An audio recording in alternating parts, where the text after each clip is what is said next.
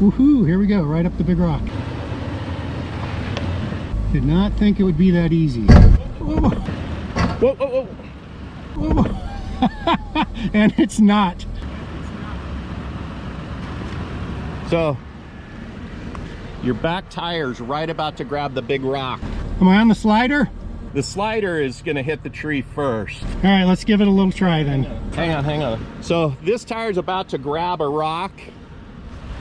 This tire's on dirt. That tire's in your favor because it's coming down a rock. So let me just try forward and see if we grab or not. All right, this might be body damage. Will it grab? Come on, it's either gonna grab.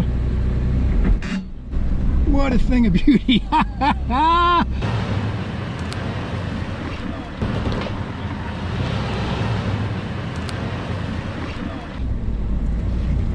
Oh baby, can't believe we made that.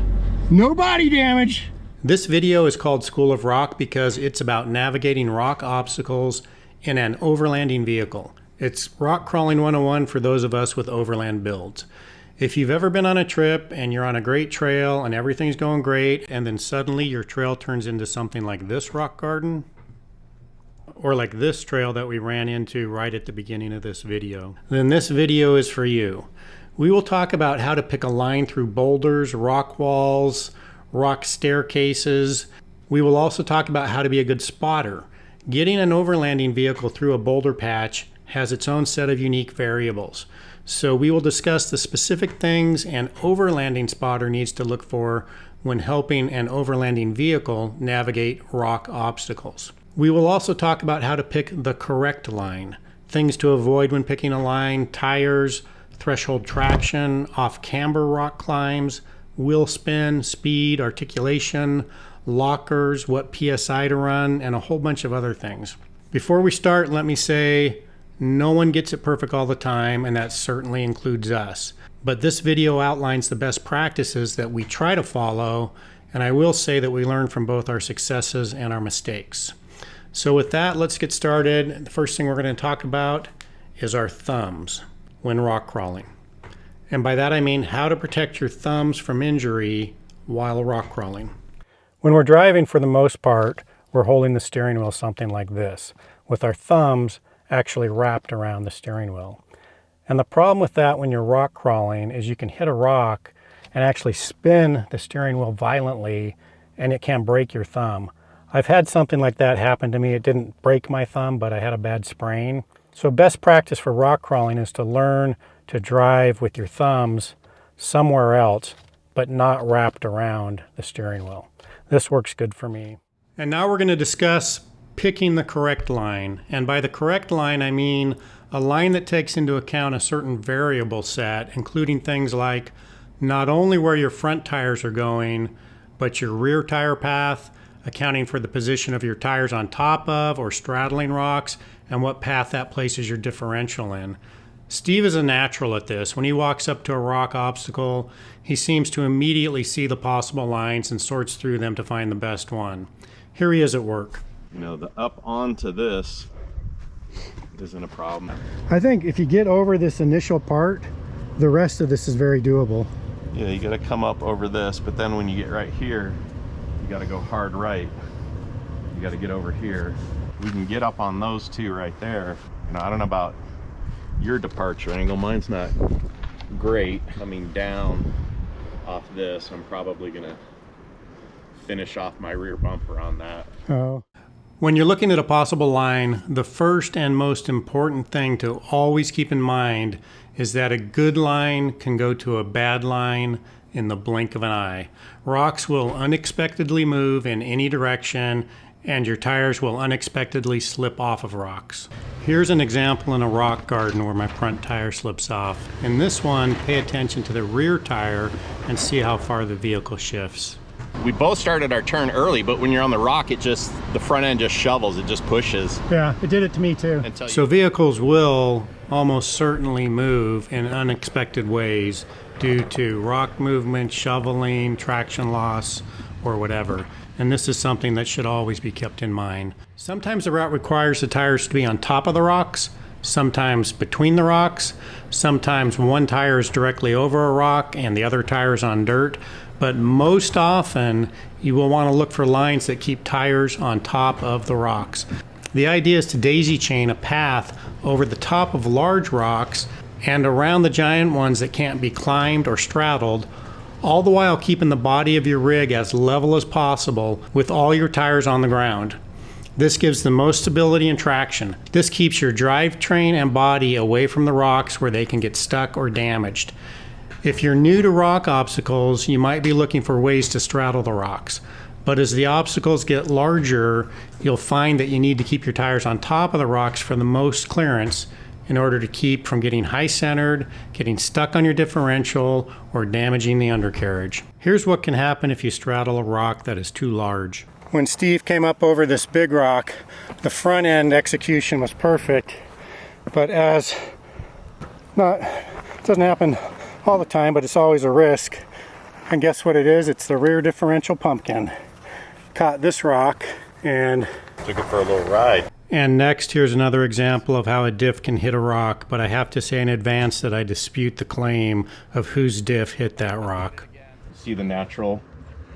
I see it, but I'm taking bets right now on whether or not my diff is going to add to the other diff marks on this rock. That is your diff mark. Okay, coming up next, we're going to start talking about how to be a good spotter, spotting etiquette, why you don't want to try and be a spotter with a camera in your hand as you see me doing in the video right now. We'll also cover tire sidewalls, PSI, lockers, and some other things. But first I wanted to mention that this video was developed out of a 2-day trip with my brother Steve and my co-pilot Syndey, the adventure dog. Camp at the first day was just a convenient spot en route with a view of the river. And something amazing happened at camp. Here's what it was. New knife. I came to camp today. My brother had custom built this knife for me with the Overland Pacific Northwest logo on it.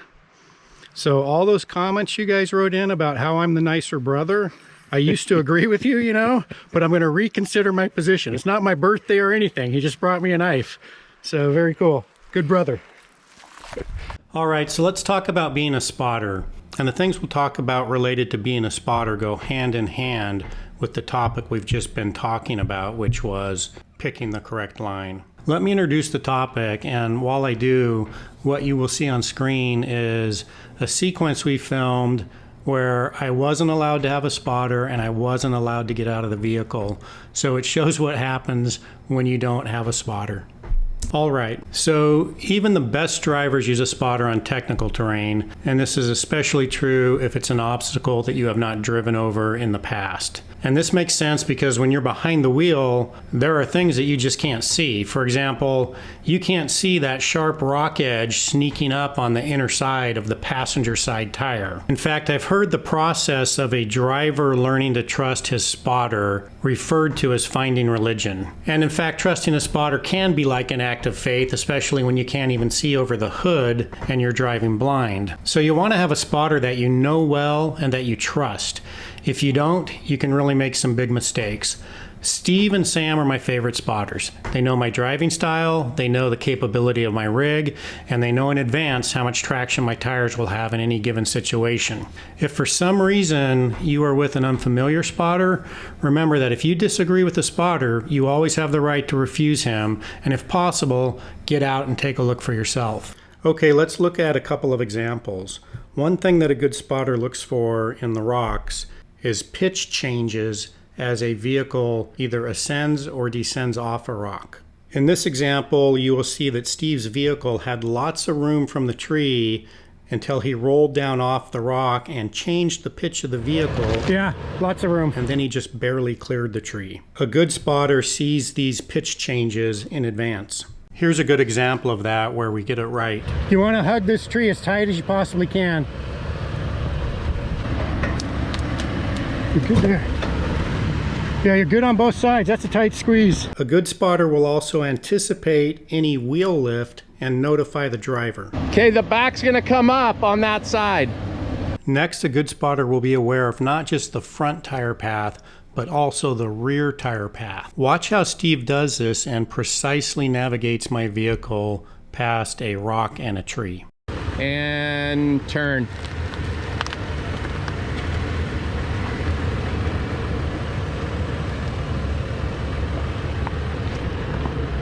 Clear.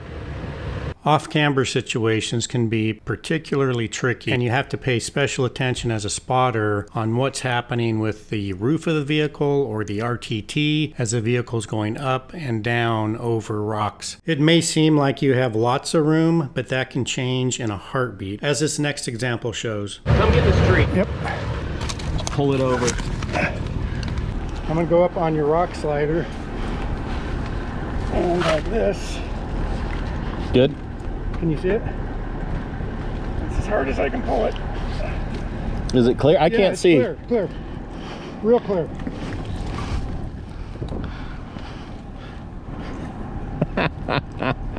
It just, I had, you know, good amount of room and it went, shit.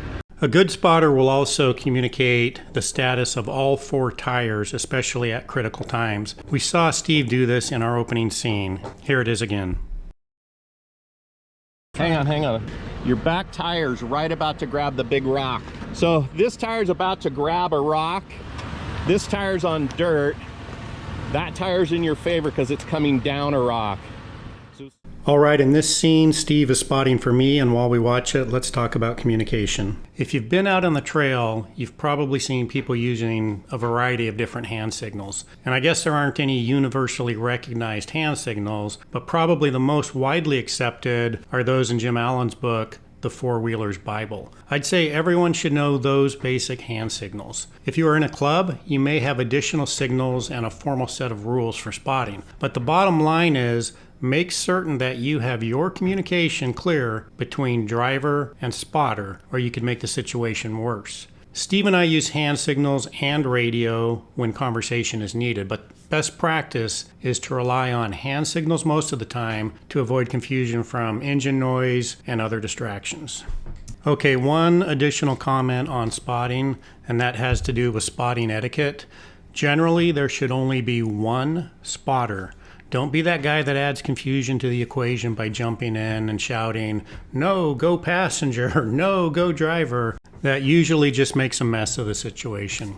Now that doesn't mean I can't mess with my brother when I want to. Here's what I do. Driver, no passenger.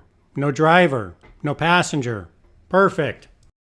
One thing I did realize on this trip is that my brother, although he's a really good driver, he has a secret. And that's that his vehicle has an anytime front camera. And those things are amazing and will really make your life easier in the rocks. In fact, I'm planning to get one. All right. Oh, you've got your front camera. That's why because you're perfect on your driver's side. People need to know I'm cheating. Oh yeah, you got your camera. Looking out the front. He has the front view camera, which I don't. Really need one of those front cameras. Whoa. All right, let's talk about tires. They make all the difference. If you're on the trails and you start tackling rock obstacles, make sure and get a good set of tires. So there are some amazing tires designed specifically for rock crawling. I'll leave a link in the description to an article that lists the top 10 best rock crawling tires. The great thing about that article is that it also has a list of the best all-terrain tires for rock crawling. So Steve and I are running BF Goodrich KO2s, which happen to be on that list. And one thing I like about them is that they do have pretty tough sidewalls. Here's some clips of the sidewalls of our tires taking abuse. Man, those tires are indestructible. So just so you know, I'm just saying. That rear driver, there's a part of that giant rock on this side of the tree that kind of hooks out. Yeah. And you came down. I thought you were going to catch a rim on it for a minute. I didn't hear the rim. But it got the sidewall, and it just like, I was like, oh no. But I don't think I think it's didn't leave a blemish on it. The tire flat? Which one? That rear. You think you popped it? Air came out of it. What happened? So I was up on that rock. Oh, you took a big chunk out of it. Out of the tire? Oh, it was just a shadow. I can see where you dinged it. No, I lost air. It's not flat, it resealed. Wow. Bead grip. That was sketch. I was on 3 tires twice. Yeah. When I dropped in, it went. And here's a scene where the sidewalls just sneak by a sharp edge. You're good. You're good. All the way through. Okay, just a quick comment about PSI. Steve and I are at about 12 PSI. This works with our tire and wheel combination. Everyone knows that airing down will increase the tire's contact patch and allow for better conformation to the terrain. But just watch how this tire molds over the rock and roots of this tree. That's going to provide just all kinds of traction. That was a ton of fun. Yeah, that was good. Watching these tires just mold over the rocks down at 10-15 PSI is so cool. Watch the rear tire on this one too. It will conform completely to the piece of wood that it goes over. I love that when it's like within an inch of the body damage. Yeah. But if you're at 15, I'd probably go to 10 going up that. So since we're talking about overlanding vehicles, a good question is, do you need lockers to do this? Well, it just depends. It depends on your driving capability and the specific obstacle in question. So you're probably quickly going to come to the correct conclusion that when it comes to Steve and I, Steve would certainly need lockers, but I would not. All right, I couldn't help myself on that one. Actually, when you get in the rocks, it's not uncommon to lift a tire off the ground, and it's not uncommon to have a cross-axle situation where you have one tire on each axle off the ground. If you're just running open differentials, all the power takes the path of least resistance, leaving you sitting still while the airborne tire or tires just spin. So Steve and I both have factory E-lockers on the rear axle and an ARB air locker on the front axle, and we use them all the time. Here's a good example, and I've had this play back and forth a little bit so you can see that both axles have one tire off the ground. I have both lockers on and easily move through it. If you want to do rock obstacles and still be able to open and close your doors at the end of the trail, you should definitely invest in some rock sliders, skid plates, and bumpers. Here's some reasons why. First injury today. Nothing we haven't done before. Nope. That's a huge drop, Steve.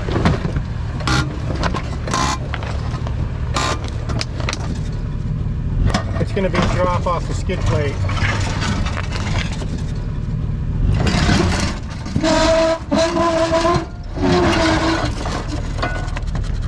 And here's my personal favorite, and what makes it worse is I was actually paying attention. Did you hear that rock slider hit? Oh yeah. Thank you, rock slider. Yeah. Doing their job. You know what I mean? There's a reason they call it rock crawling. If you've driven rocks before, you know that excessive throttle often results in body damage, an expensive replacement of something, a recovery, or an inconvenient trail repair. Most technical rock crawling obstacles can be completed using more of a tractor method, and that's especially recommended with overland vehicles. So Syndey has only been on a couple of trips with me, but I pretty quickly realized that you have to be careful to make sure that your pet stays safe. It's pretty common on routes where people are lining up and got spotters out to see dogs wandering free and even getting in the way of the intended route of travel. So keep your pets safe and make sure that they don't accidentally get in a spot where they could get injured. And with that, the remainder of the video is just fun outtakes of Syndey the Adventure Dog. Hope you enjoy. You want to hop off for a minute? Hey, is that where you're going to sit the whole time? Syndey, do you think Steve can make it up that? I mean, I know we can, but what's your level of concern about Steve? That's a happy dog. Go on, get in there. Get in the truck. Good girl. Good girl. Look at you. Syndey, come on. Come on, Syndey. Come on. Oh, put on your front locker. Come on. Put on your front locker. Come on. Oh, oh. Traction. Let's hit the trails. My co-pilot decided that she's the pilot. I've never seen such a rat's nest of deadfalls. Tell me if my rooftop tent's gonna clear. Oh my, there's the deer right there. Okay, that's a lot of deer. You might want to wake up for this, honey. You like that side better? Yeah, this is easy to drive for me, Sydney. Sydney, truck! Come on! Good girl! Yes, good girl! So Sydney, I want to make sure you're sitting exactly where you want to be. Is that the spot you want on this trail? You know, because we got the whole cabin to choose from. Hey Sydney, come here. Listen up. We got to establish some rules. Last night it got a little cold, and this whole sleeping bag hog business has got to stop. You got your spot and I got mine, okay? Check out this tree. It's been hit so many times there's no bark on it. Oh, pinstriping. I feel every scratch deep in my soul. Ouch. Pay attention. Brace for impact. Sydney, am I clear on the right? Okay. In the absence of a negative, we go. I gotta get out and look at it, Sydney. You have to go. Hey, scoot over. Scoochie over. Scoot over. Make some room. You're a seat hog. Come on, Sydney. Make some room for me. You did good today. Take a break. This is how every overlanding day should end. It's all good fun, guys. Thanks for watching.